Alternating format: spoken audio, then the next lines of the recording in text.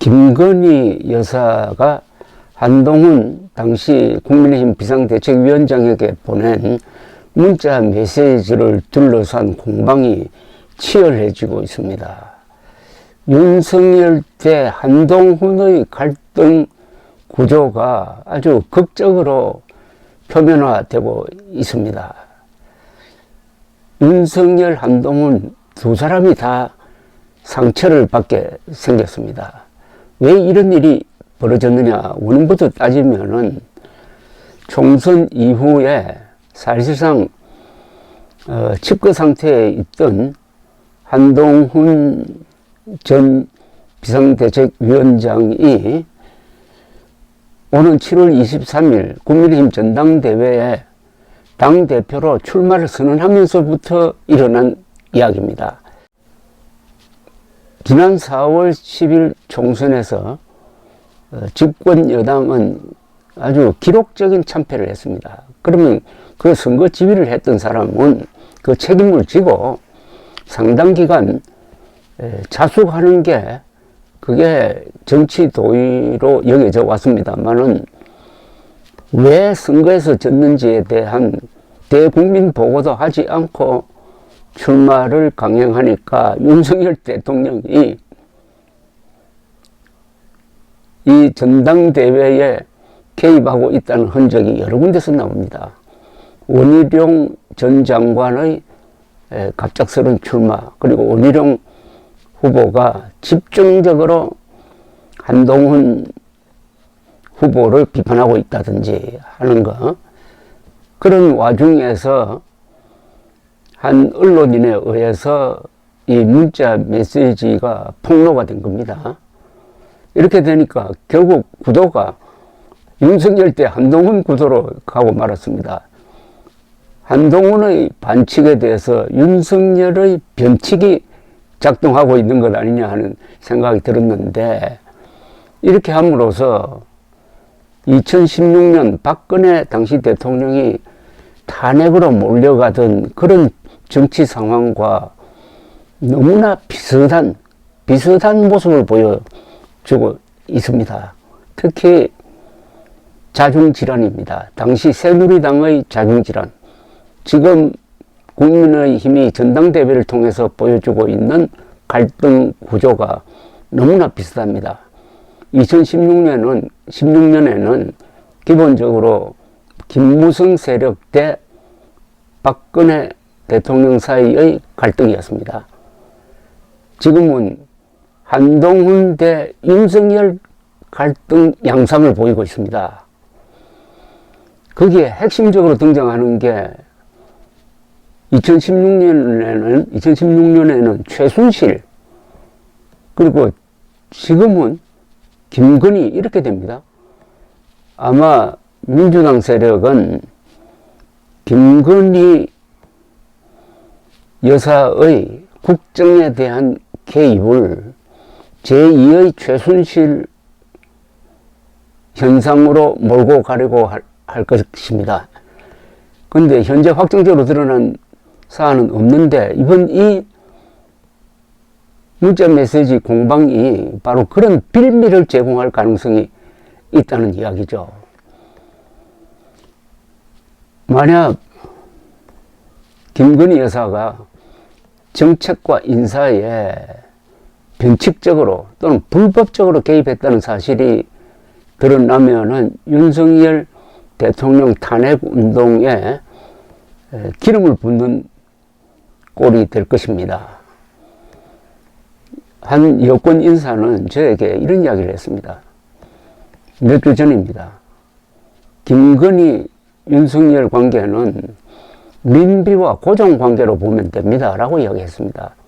민비가 고정에 대한 큰 영향력, 김건희 여사의 윤석열 대통령에 대한 큰 영향력을 비유한 셈인데, 민비와 고정, 김건희와 윤석열, 이런 도식이 국민들의 마음에 심어지고 고착되고 한다면은 2016년 재판이 될 수도 있다는 생각이 듭니다. 그런 점에서 그 기폭제 역할, 분열의 기폭제 역할을 하는 게 지금 국민의힘 전당대회로 보입니다.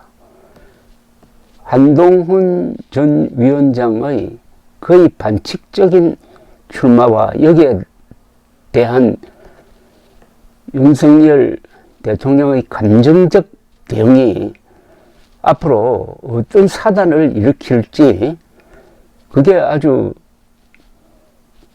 흥미진진하기도 하고 걱정스럽기도 하고 그걸 좋은 기회로 여기는 사람도 있을 겁니다. 김건희란 이름이 언론에 계속 나오기 시작하면은 그 결과는 윤석열 대통령에게 불리할 수밖에 없지 않겠습니까?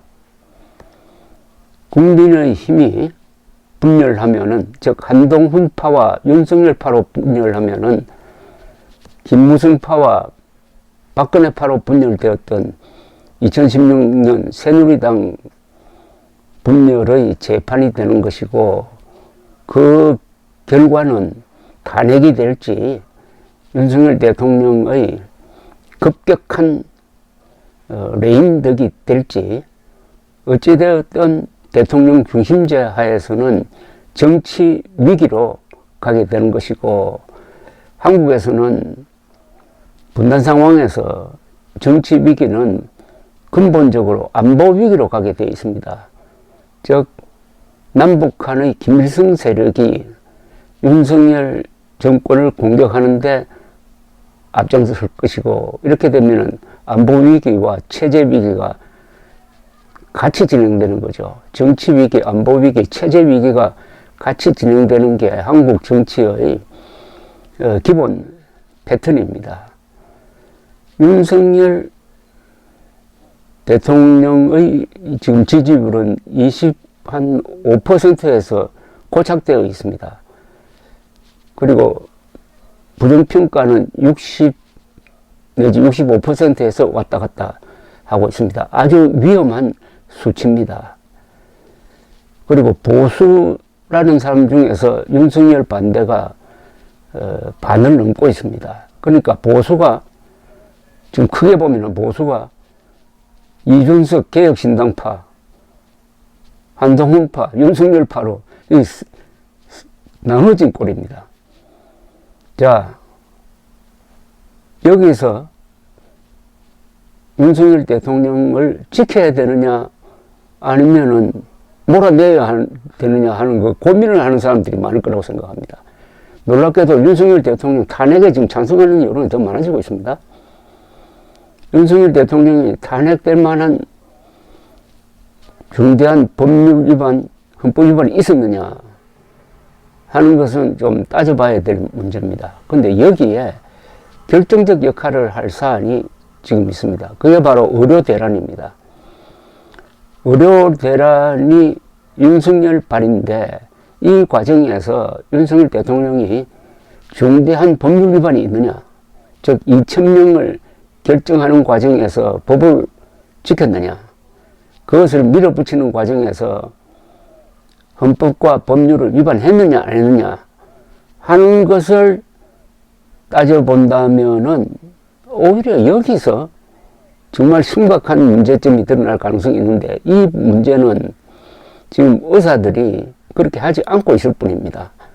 그러나 본격적으로 법적 잣대를 들여댔을 때 지금 진행 중인 윤석열발 의료 대란은 과연 탄핵 사유가 될 수 없느냐, 이건 단순한 정책의 시비 문제냐, 아니면 그 정책을 입안하고 집행하는 과정에서 개인의 자유라든지 직업 선택의 자유라든지 하는 게 완전히 무시되었느냐, 또 직권 남용이 있었느냐, 직무유기가 있었느냐 하는 것을 들이대면은 아주 심각한 결과가 나올 가능성이 있고, 표로 환산하면 약 100만 명에게 영향을 미친다는 이 의사 집단이 좌파와 손을 잡고 윤석열 탄핵에 앞장설 때 어떻게 됐느냐 하는 거죠.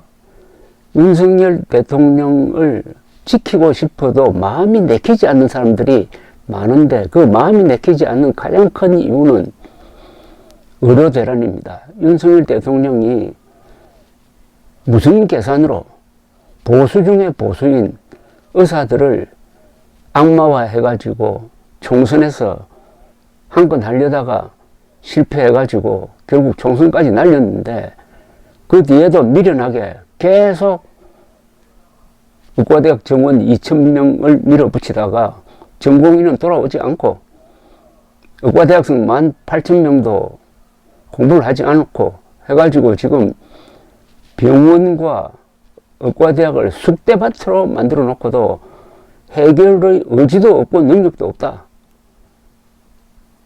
의사들이 가만히 있을 수가 있겠습니까? 의사와 군인은 생명을 지킨다는 점에서 같은 직종입니다. 그리고 대체 불가능입니다. 아무나 의사가 되는 게 아니고 아무나 군인이 되는 것 아닙니다. 그렇다면 대통령이 국군 통수권자로서 그리고 행정부의 수장으로서 꼭 존중해야 할 사람들이 있다면 의사와 군인들입니다. 생명을 지키는 사람들이니까요. 근데 그렇게 하고 있습니까, 지금? 김건희 여사 문제와 이 의료대란 문제가 결합이 될 때 그 폭발력은 대단할 것이라고 생각합니다. 미련하다는 말은 무슨 뜻이냐 하면은 사실이 아니고 무리라는 게 밝혀졌는데도 자신의 체면을 지키기 위해서 무리하게 일을 계속 추진하다가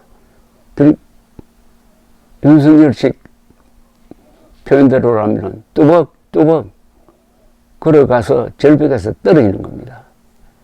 미련하다는 이 한국어 단어가 윤석열 대통령을 위해서 만들어진 한국어가 아니기를 바랄 뿐입니다. 감사합니다.